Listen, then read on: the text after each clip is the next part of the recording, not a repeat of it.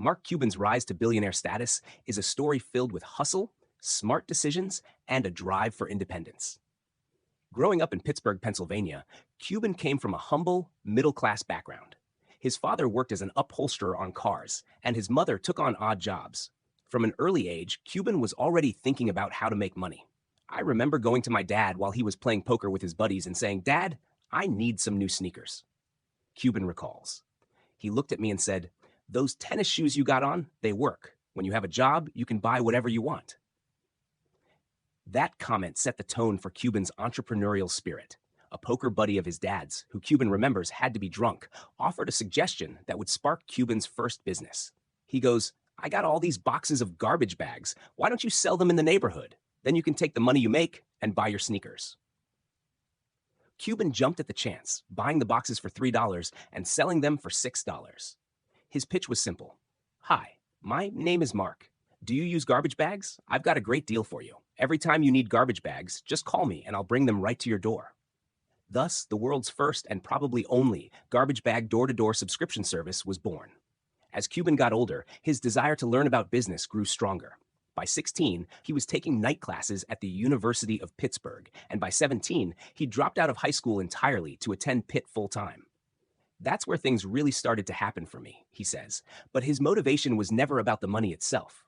"I never thought in terms of money, like I need to make millions. I always thought in terms of time. How can I control my own destiny? How can I control my own time?"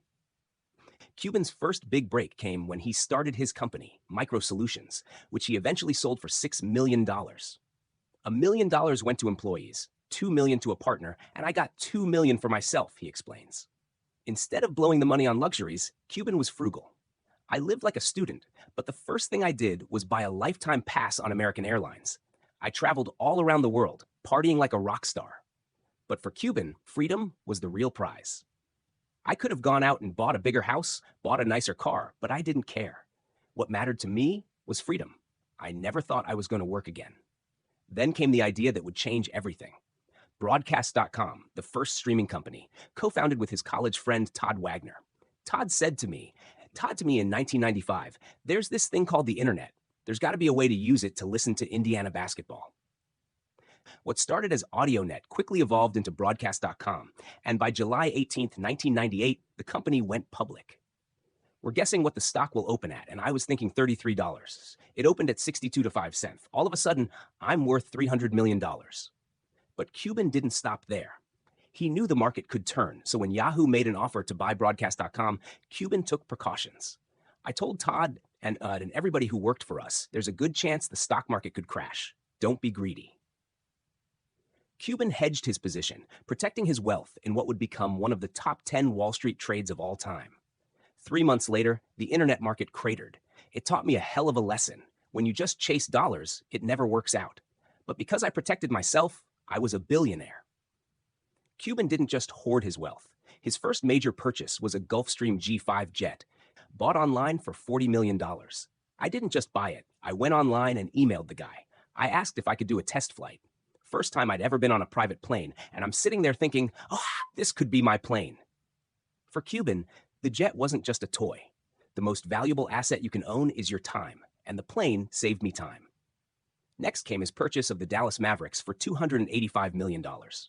I went to the opening night of the 1999 to 2000 season. The energy wasn't there, and as a season ticket holder, I thought, I can do better than this. By January 4th, I owned the team.